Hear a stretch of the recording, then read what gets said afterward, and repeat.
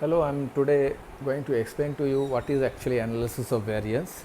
Analysis of variance is a statistical technique through which we can measure or through which we can identify the cause of variance. Variance means change in the score, right? So why the change is observed due to any factor, that is what is assessed through analysis of variance.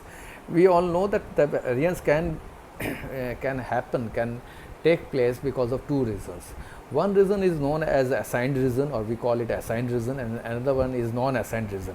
The assigned reason are considered as the factors, the treatments, the factors, the independent variables. So suppose we want to find out the effect of, say, carbohydrate on endurance. So here carbohydrate is independent variable and it is considered as factor, and say endurance is dependent variable, and the variation in the score of endurance is assessed whether the variation is actually taken place because of carbohydrate or not, right? And the non-assigned reasons are known as errors. Sometimes variations are observed that can be because of some other reasons, and in statistics we consider them as errors, right? Now if we find, or if we draw samples from a single population, and we suppose we distribute the samples in 3 groups or more than 2 groups, and we try to find out the cause of variance because of only one factor, then we apply one-way analysis of variance, right? And say suppose here I am saying, suppose from the BPEd students we draw 3 groups, like one group is from the students who hail from West Bengal, one who hail from Sikkim, and another group who hail from Tripura, and all the groups are having 10 number of samples, and we want to find out say suppose we want to find out the effect of carbohydrate on the endurance of these 3 groups, right? Then as because the factor is 1 here, when one-way analysis will be applied, right? And suppose if we want to find out the variance because of 2 factors and more than 2 groups are there, then in that case, when the factors are more than 1, in that case we apply two-way analysis of variance, right? So one-way analysis, only one factor will be there. Two-way analysis, more than one factors will be there, right? This is the difference between one-way analysis and two-way analysis. Okay, so two-way analysis, 2 factors and more than 2 groups, and one-way analysis, more than two groups, only one factor is there. Analysis of variance is done, or the statistics of analysis of variance is known as F-test, like Z-test, T-test, chi-square test. This is F-test, capital F-test, and there are some conditions of F-test. Like first condition is the groups will be drawn, or the samples they are to be drawn from the single population, from the same population. This is the first condition. Second condition is all the scores should be of interval scale or ratio scale. The scale of the score should be interval or ratio, right? Now while doing this statistics analysis of variance, we try to find out the difference between the group and within the group. Between the group means, suppose as I said, there are 3 groups, students from West Bengal, students from Sikkim, and students from Tripura. So these we want to find out the difference between these 3 groups, it is known as between the group. And there can be one more reason of variance, that is difference within the group. So suppose some of the students difference between the within the group means the difference of the samples who are in the West Bengal group, difference of the samples who are in the Sikkim group, difference of the samples who are in the Tripura group, right? So if there are 10 samples, difference between each and every sample within a group is within the group. Okay. Now we need to understand a few terms while computing this analysis of variance. First is total sum of square. total sum of square is nothing but you have to square each and every score.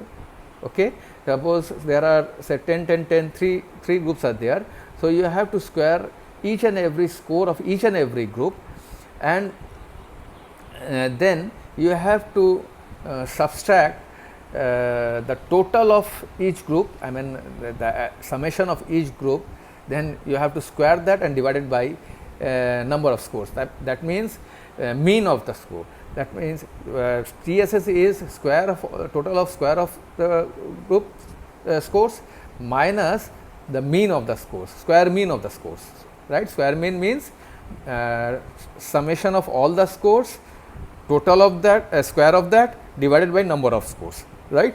And in short we call that CF, correction factor. Correction factor is say total of all the scores, then you have to square that, and whatever the outcome of the squared value, you have to divide that with the number of scores. So that is what is CF. So total sum of square is square of all the scores, summation of all the square scores minus CF, right.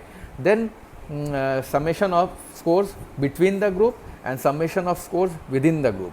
Between the group means you have to square all the you have to add all the scores of all the group, you have to get the square of them and divide them within the, I mean divide them by n, right. And within the group is total number of scores minus the scores sum of scores between the group. When we understand the calculation, or when we go through the calculation, when we observe the calculation, then it will be more clear. Now I am going to explain to you how to compute one-way analysis of variance. If you remember, I gave you two sums, two examples, right. First example was I took three groups, 12 years, 16 years and 20 years, and each and every group had 10 number of samples, right. Now what I did, if you remember, let me show you what I did. This is the group which I took. First what I did, I got the total of all the groups, that is 77, 57 and 55, and then what I did, I got the mean of each group, that is 77 by 10, 57 by 10 and 53 by 10. Okay. Then what I am going to do is I will be calculating each and everything. First one is correction factor. Correction factor is, as I told you, group square, total of all the group divided by n, right. So G is equal to 77 plus 57 plus 53, that is 187. Now 187 square by the total score is 30 is correction factor, right. Then raw sum of scores.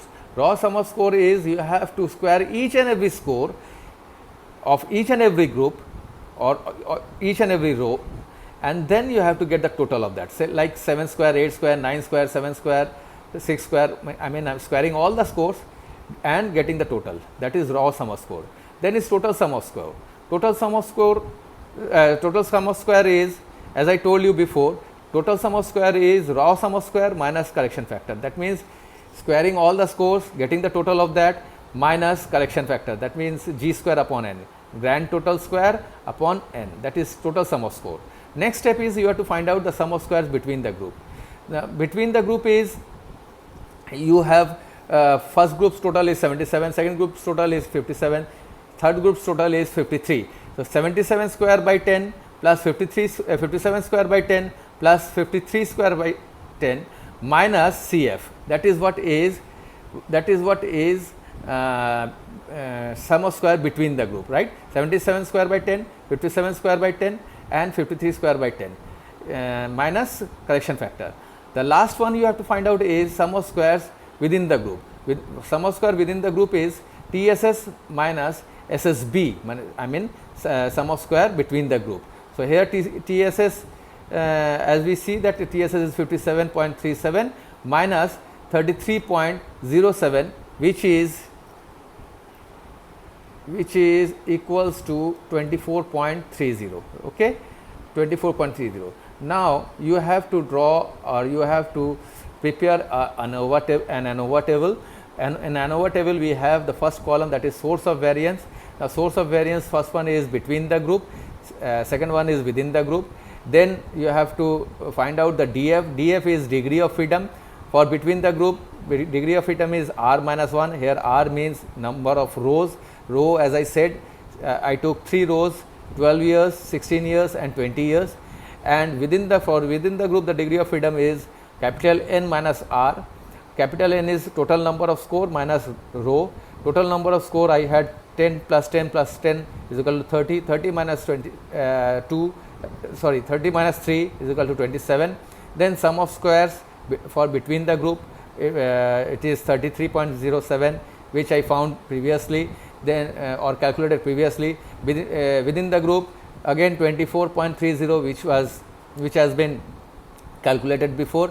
Then you have to find out the mean sum of square. Mean sum of square for the between the group is sum of square divided by degree of freedom, respective degree of freedom, corresponding degree of freedom.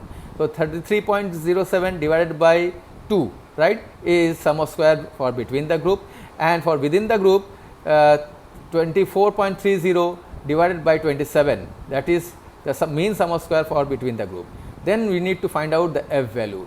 F value is found out by dividing the mean sum of square between the group with mean sum of square within the group. That means 16.54 divided by 0.90 is the F value. Then we need to calculate, we need to compare the mean value with the F table. F table that has been provided to you. F table at 0.05 level of significance, which has been fixed by the researcher, or it is given in the question that you need to find out check the null hypothesis at 0.05 level, and degree of freedom is 227. Then the value is 3.35. Now, if the calculated value is more than the tabulated value, I repeat, if the calculated value is more than the tabulated value, the null hypothesis is rejected. Here in the case, as because the calculated value is 18.38 and the tabulated value is 3.35, but natural, as because the calculated value is more than the tabulated value, here the null hypothesis is rejected. Now, with this we can understand that if the null hypothesis is rejected, that means mean difference between the groups is there. I said if the null hypothesis is rejected, that means we can easily deduct that the groups are not same, mean difference is there. But through this we cannot understand which group is better than the other group. I mean, whether significant difference between the mean is there or not, right? For that, if we need to apply post hoc test, we call it post hoc test is done to find out the actual mean difference, right? And if the sample size are same in each and every group, we apply LSD test, that is least significant difference test. And if the sample size are not same in each and every group, in that case we apply Skeffy's test. So Skeffy's test is applied when the sample size are not same in each group, and LSD tests are applied when the sample size are same in each group.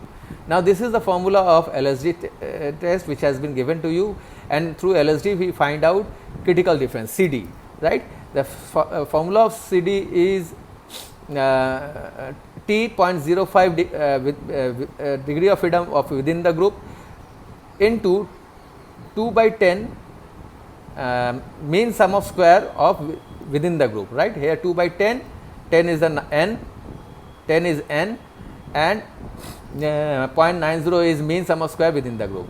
And by calculating we find out that the critical value is 0.72. 0.72 means if the mean difference are more than the value of 0.72, then we can say that mean difference is actually significant. Otherwise, if the mean difference are less, then it is not significant. See, we had 3 groups, 12 years, 16 years and 20 years. Now, if we find the difference of mean of 16 years and 20 years, that is 5.7 and 5.3, difference between 5.7 and 5.3 is less than the critical difference at 0.05 level. Say 5.7 minus 5.3 is 0.4, which is less than 0.72. On the other hand, if 12 in the case of 12 years, 7.7 minus 5.7 is 2.0, and in the in 2.4 for difference between 12 years and 20 years. So that means for in mean difference between the 12 and 16 years and 12 and 20 years are significant. On the other hand, mean difference between the 16 years and 20 years are not significant. Now the thing is, where you don't have any significant significant difference, we need to put one bracket. The bracket should be like this, right? So joining both the means, it should be drawn like this. Okay, so I could not draw, that is why I drew a single line, but it should be a bracket. Okay, this is what is one way analysis of variance. I hope it is clear to you now.